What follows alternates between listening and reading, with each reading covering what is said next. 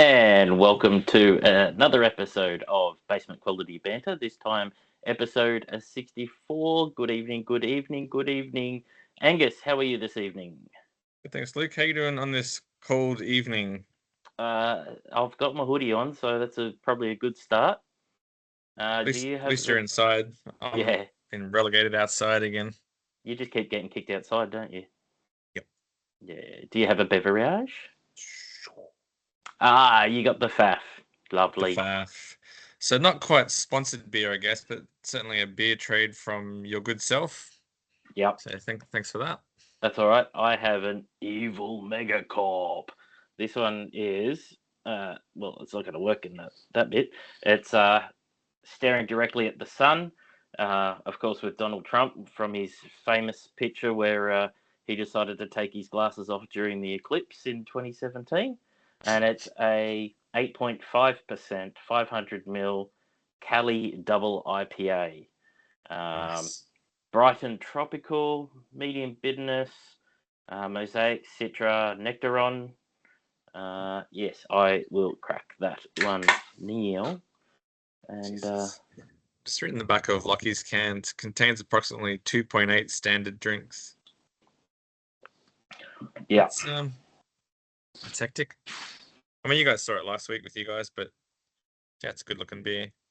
this one is approximately 3.4 standos.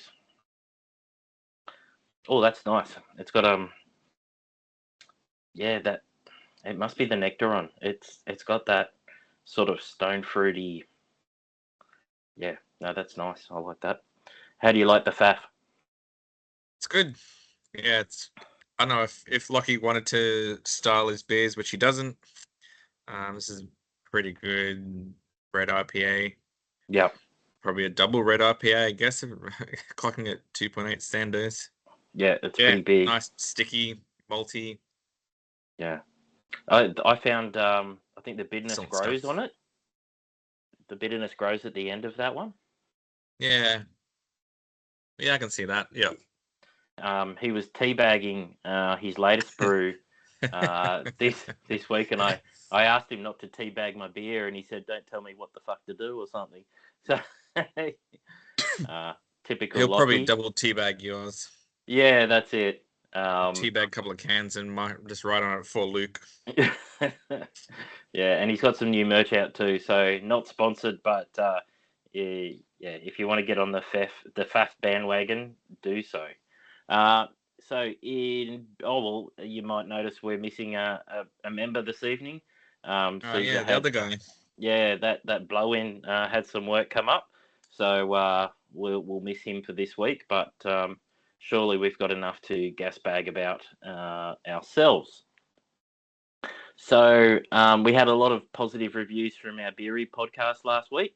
So hopefully, the more beer stories we can get in, the better. It was actually interesting to see the Oasis report that Caesar came up with. I actually saw it put through the major news cycle. Channel 7, Channel 9, ABC, all were talking about it, about the Oasis guide where 5 beers and 2 packs of smokes was the most expensive in Melbourne and Sydney and things like that. And I guess you could call our recycled research journalism now, maybe. Getting on the bandwagon early, of course. Steady on. Basement quality journalism. So the 20th New Zealand Beer Awards took place last weekend. Some really interesting results. Emerson's reinventing their Pilsner for Champion Beer was really cool. No trophies for Garage Project, which is mind-boggling. I'm unsure if they didn't enter any or they're boycotting. Nevertheless, I was surprised to see no Garage Project apart from an industry award. But the Champion Award winners, Emerson got Champion New Zealand Large Brewery. Karamu got the Barrelworks got overall champion New Zealand. Two Bays got champion Australian brewery. It's the gluten-free Nice. beers, which is really cool. But yeah, there's if you want to jump onto the Crafty Pint, they've got all of the the trophy winners, industry award winners, and all the champions. And Tina was head judge there. So I thought that was really good looking awards that they just had in New Zealand with the New Zealand Brewers Guild. I'm just having a look at the list of awards. Mm. So I mentioned in our chat about Behemoth doing Behemoth things, taking out the wooden barrel-aged trophy. Yep. Why would you bother entering against Behemoth? Garage Project got a Future Award. Happy Research Program Future Award. So maybe they didn't enter any beers, but they still managed to pull a trophy or pull an award. I'm just surprised that they didn't get any trophies. Yeah, that is strange with Garage. They just make so many types of beers. You'd think they'd kick a goal somewhere. Yeah. My next story was I've done a bit of reading into it, and I think it's pretty cool. So Hawkesbury Brewing on the Central Coast, New South Wales Central Coast, when they have excess solar, instead of selling it back to the grid or keeping it in batteries, what they're doing is they've installed 16 Bitcoin miners in a tub full of non-conductive liquid. And basically the liquid cools the computers, and then with a heat exchange can get that liquid up to about 90 degrees, which they pipe back to use in heating the brewing process. Apparently, it makes them about $2,000 a month, but they only turn the miners on when they've got excess solar as well. I just thought it sounds complicated and expensive, but it's an interesting way of doing it. And apparently, insurance didn't like the idea of having a big battery bank in the brewery as well, but they're okay with this, which I thought was quite strange. That's some mad scientist shit, and I love it. Yeah. So that kind of raises an interesting question about Helios and how they deal with if they ever have excess power generated from their solar panels. Do they have batteries on site, or? Yeah, well, they had the glycol tubes, but yeah, I don't know if they ever stored power. Apparently, storing batteries, like I know Rocky Ridge in WA, they've got like a shipping container full of batteries, but that might be because that's actually separated from the brewery. Maybe that's not an issue there. Yeah, I suppose with certainly batteries having a reputation for catching on fire and exploding, you don't really want that next to, well, I guess beer's not really all that flammable, but if you're running a still or anything, that's a highly volatile situation. Yeah, so Hawkesbury Brewing brew Little Fat Lamb, Wild Boar, its own brands, and the Wrexham license in Australia. So they've got spirits as well in their facility, because they're doing the Wild Boar, and the Little Fat Lamb I think is considered a wine product still. But I just thought it was really interesting that they've dumped these miners in a non-conductive liquid and then feed it, that use that heat elsewhere. Yeah, liquid cooling for PCs has been around for decades, but don't often hear of people immersing the entire PC under liquid for heat exchange for a brewing system. That's, like I said, that's some mad scientist stuff. Yeah, the ABC where I got the story from actually has images of it, and it's like a big industrial tub with all these metal computers in it. It's just bizarre. I know China's got data centers now that they've put in the ocean to keep them chilled for their data centers as well. So that's pretty interesting. In but the I thought salt water, or just couldn't be in the salt water because salt water is corrosive. It is, but they've fully enclosed them and then put them underwater, so it doesn't come in contact. It just keeps it chilled. Yeah, but there must be some entry and exit point, and I don't know how they would service anything if a bank goes down. But yeah. Anyway, I thought that was a really interesting story, and good on Hawkesbury for having a go at something odd. It's like Young Henry's when they were doing the carbon dioxide capture with the slime. Why not? you could see more people doing it and still making a couple of grand from mining as well, which I didn't know many people were mining anymore, but obviously there's still a bit of money in that. I thought that the mining of Bitcoin had come to an end. I thought they'd mined all the Bitcoin because that was the point. Is that there was a specific amount of Bitcoin to be mined, and once it was all mined, that's it, done. And So then the value goes up. Yeah. I'll have to do some reading on that. Maybe I'm wrong. Or you can always drop us a line if you're a Bitcoin expert. Let us know. Noodle Doof in regional Victoria is raising crowdsourced funding through Birchall. I looked at the videos and they look genuine. I wish them luck. I can't see it being successful. They want to expand their spirits and non-alc range as well as national distribution. And whilst they've won many awards for quality, I think the market is in a bit of a holding pattern with the cost of living pressures and the amount of discretionary spending going down. If you are a passionate supporter of Noodle Doof and their products, jump onto their website for more info. I just think the whole Birchall and other brand crowdsourced funds are a thing of the past. I really do. Yeah, I was talking to one of the rugby dads on Wednesday about Black Ops, actually, and just kind of mentioned the crowdfunding thing.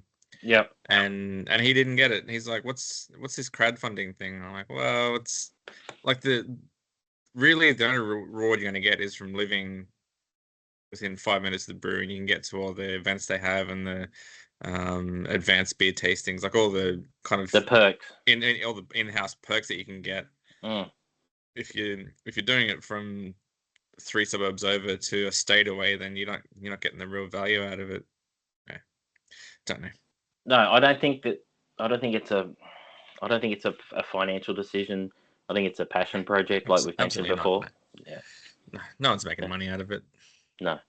But it would be interesting to see. Good luck to them. I don't think it is what it is anymore. And the couple of things that really concerned me was the national distribution and the non-alc range. Like even in Dry July now, non-alc's sort of on the way down. There's the big international players, but even some of those brands are dropping off. Like I think Forex Zero stopped now.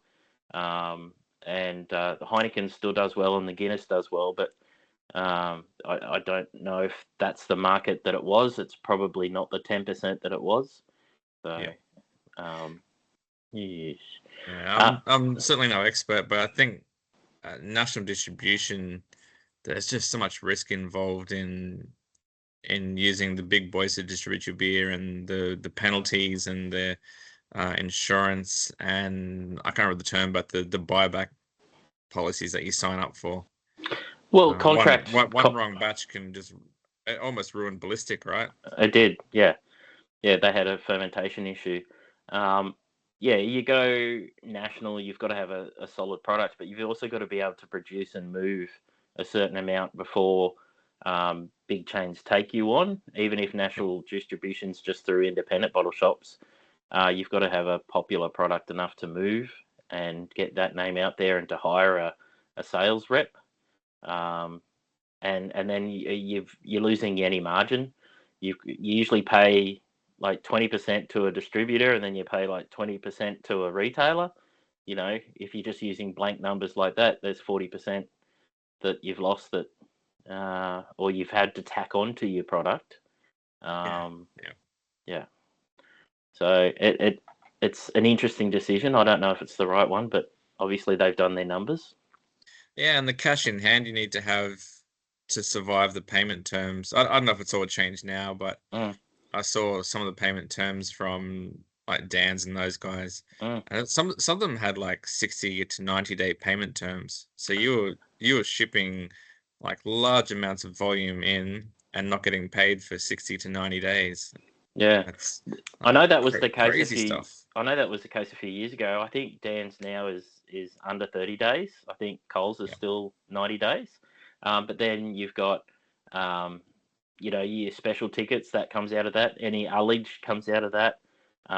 If you want to be in a catalogue, you got to take some of the you got to pay for that as well. So it's really tough, I think, for brewers to get in on those things.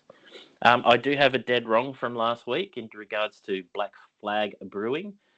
Despite taking over the Ballistic Bargara site, which is home to Bargara Brewing, the site is in the dead centre middle of Bundaberg. Although opening in Bargara in 2014, the brewery actually moved site in 2015. So it's obviously been a few years since I was up there, but it makes the Black Flag move perhaps a better prospect. And hopefully they can make it work better than the last two owners, especially with the live music focus. So it's not in the rural holiday Coastal setting, Bargara yeah. coastal setting. No, it's actually right in the middle of town. So that actually And I makes should a have bit more picked up sense. on that because when we holidayed in Bargara, I found there was a Bargara brewing. I'm like, oh, awesome. I guess we can just walk down. Assuming, thinking that Bargara's not that big, and I look up where it was. I'm like, what? It's in Bundaberg. It's in town, yeah. Yeah, so we did a trip to Bundaberg Brewing, and a couple of things, and then went to the brewery itself. I remember thinking it's a bit of a rip job that it's not actually in Bargara, but they're still calling it Bargara Brewing. Yeah. Anyway. Yeah, well, apparently they only lasted like 7 months in Bargara before moving it into Bundaberg, into that. So, and kept the name, of course, trademark and everything like that. So I've learnt something. Sorry for everyone if you're a bit confused and you said I had it dead wrong last week, but it does make the Black Flag move a bit better, I think.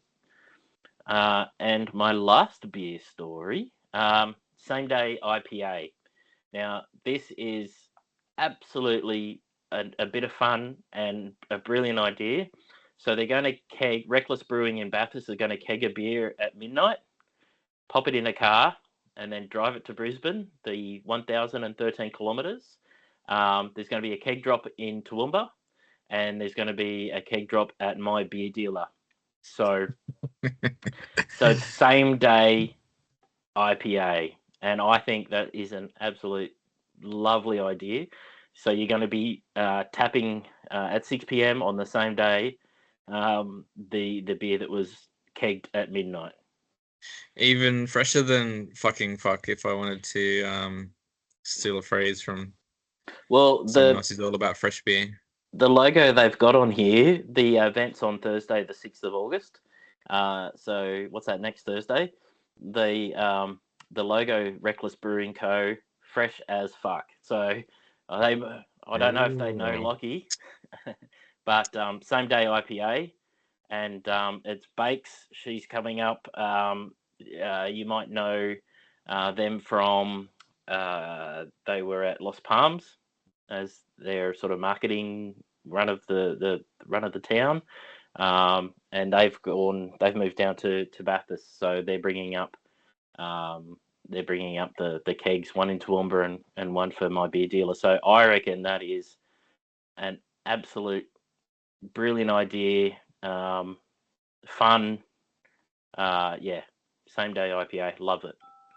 Yeah, I saw on the article they talked about bringing dumb things back to the brewing industry, or like dumb choices or something.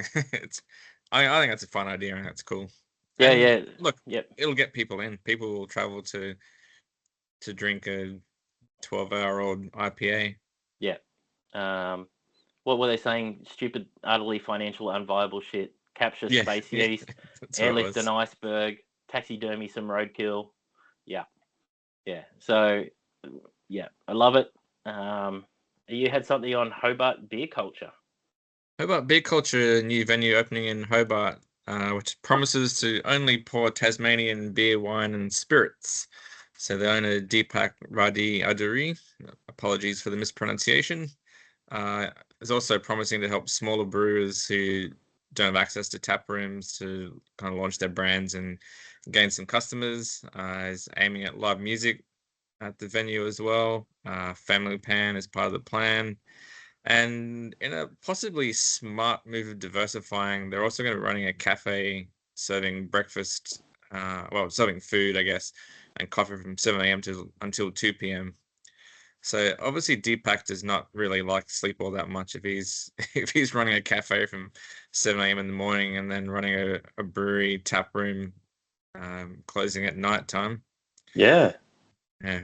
They're waiting on final council permits. They're hopefully opening in a few weeks. So that's a kind of interesting, and be interesting to see how long I guess their theory lasts about only pouring Tasmanian drinks. Look, if they're going to stick with it, there's plenty of producers in Tassie. Heaps of scotch, heaps of beer.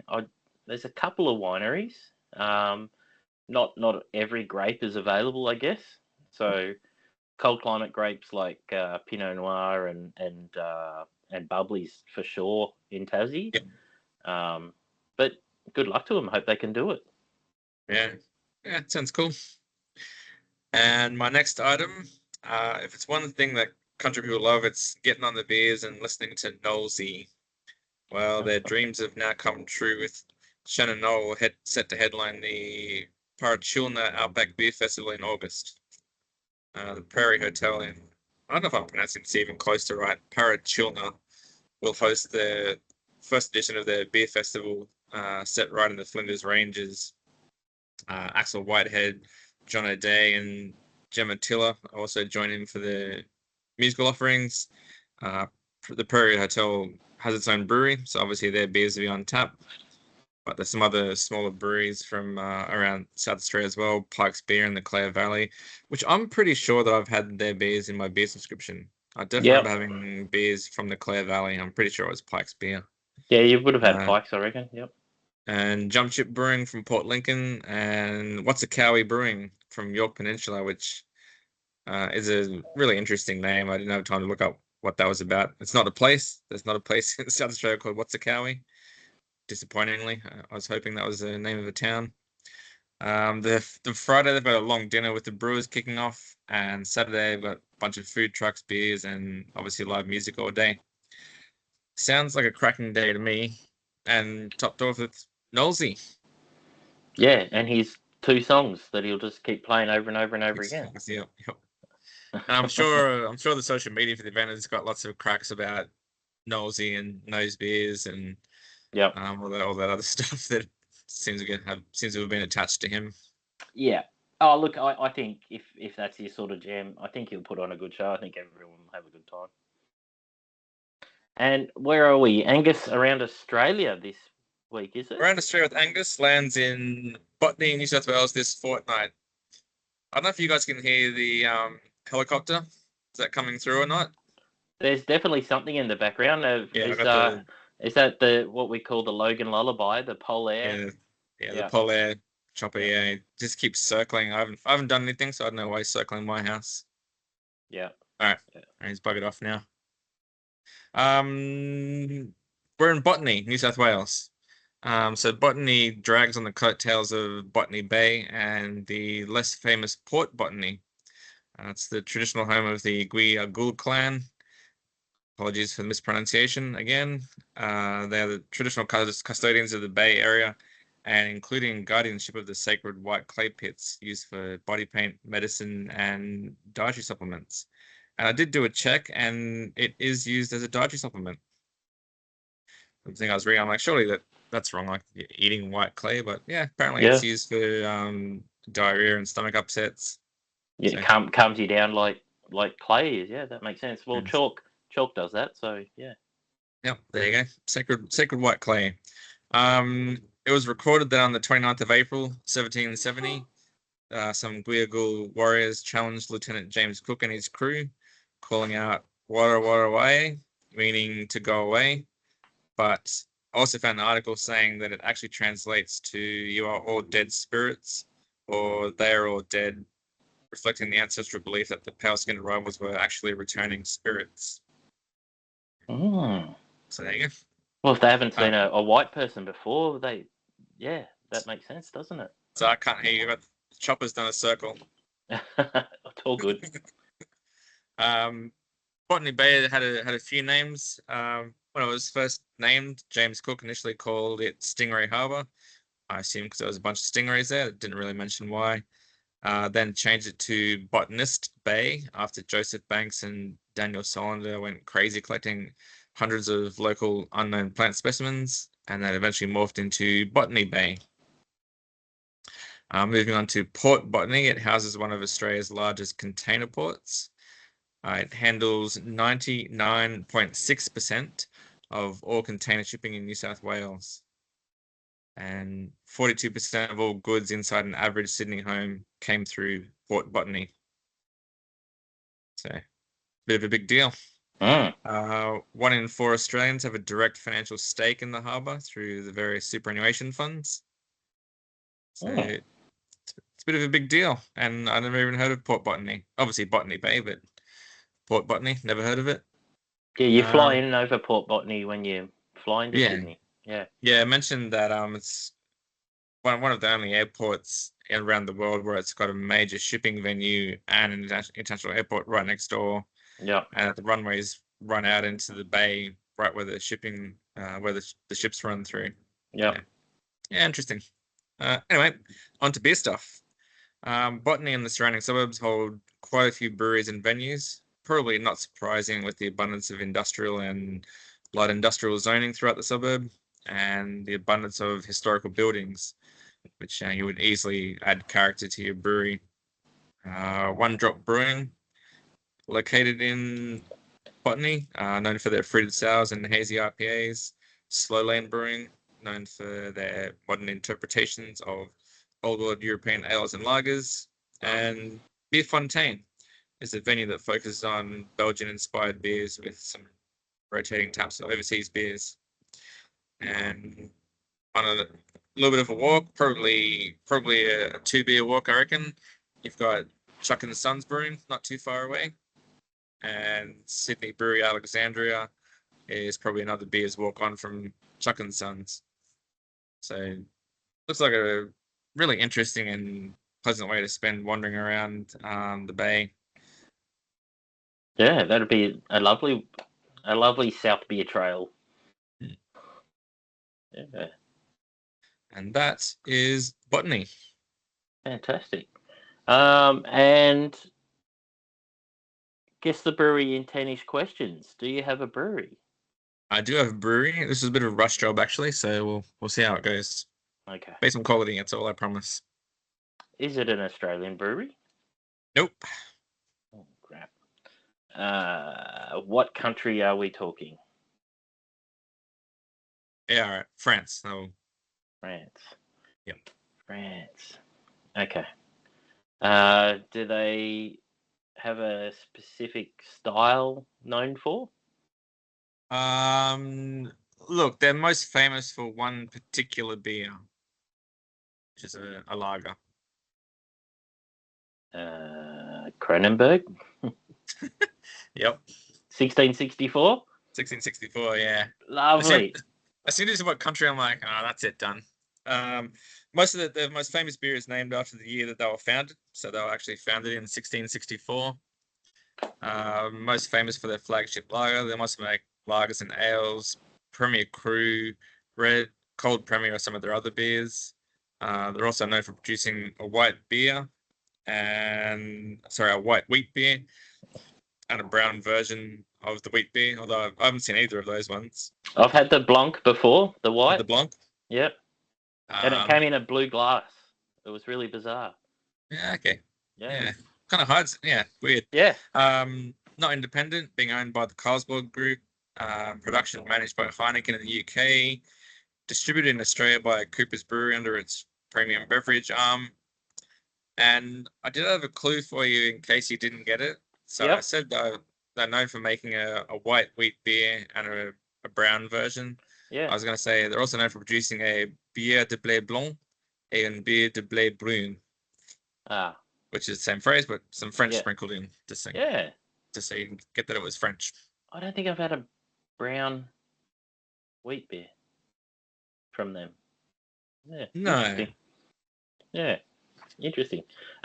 Very good, considering you knocked that up in a very short period of time.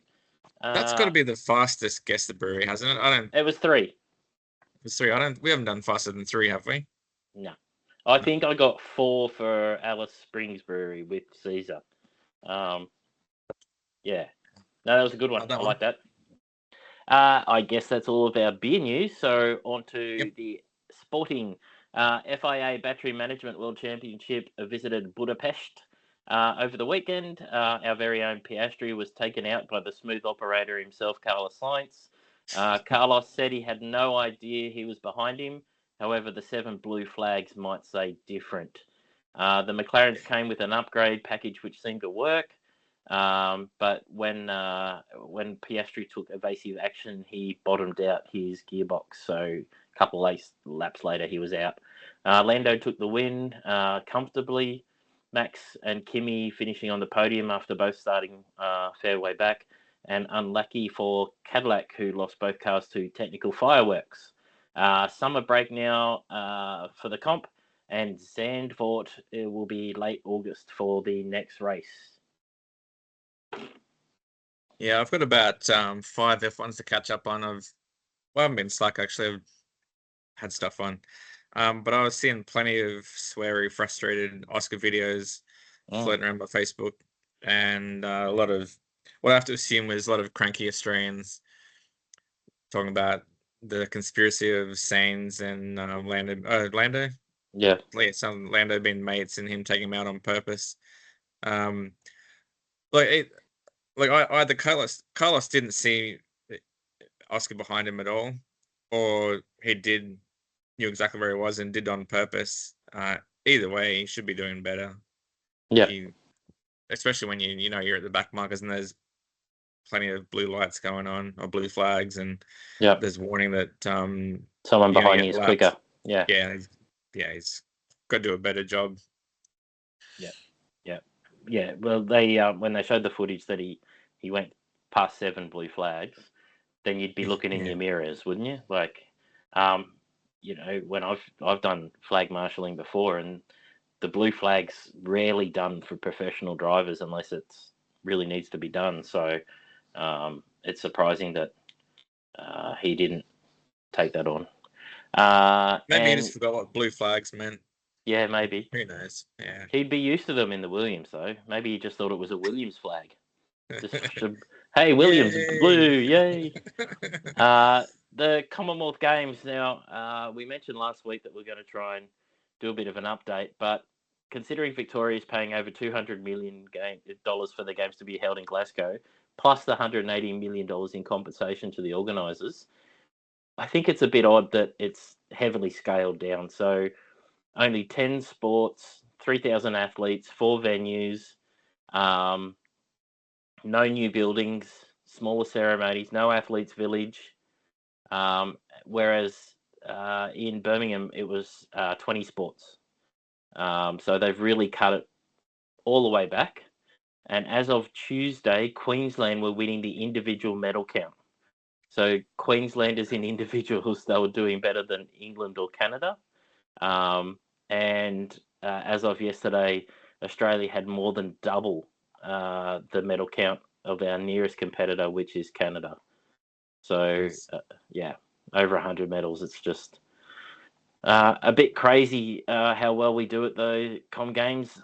I don't know if this is the death of the Com Games, but a lot of people think we do too well. But I think if you're an athlete and you want to stay at the top of the game, it's 4 years between each Olympics. It'd be good. But I was reading an article from some guy saying that the Commonwealth Games are for rich white people. I don't know. Competitors. Nigeria have got a few medals. Jamaica have got a couple of medals. But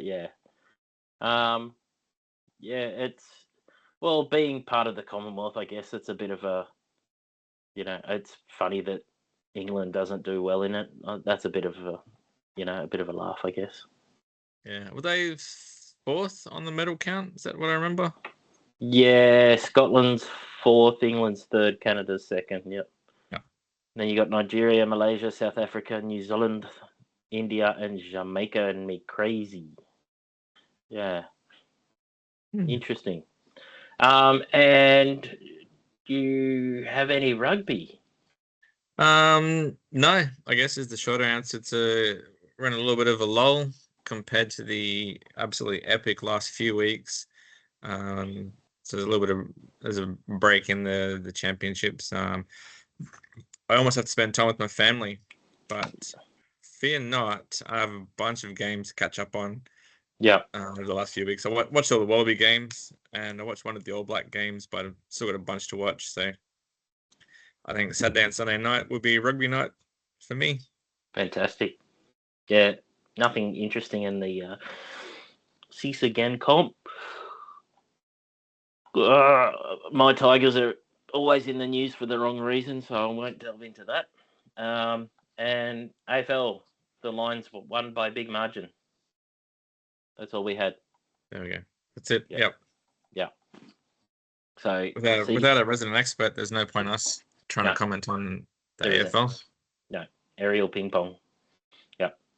Alrighty. Well, I think that's got us done for this evening. Thank you, everyone, for watching / listening to us. And I think I'm going to really try and get to that same day IPA event on Thursday the 6th. I don't know how I'll do it, but I'll try and do it.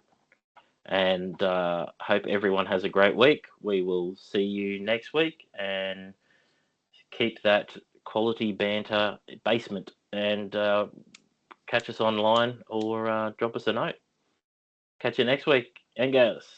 Thanks, Luke. See ya. Bye.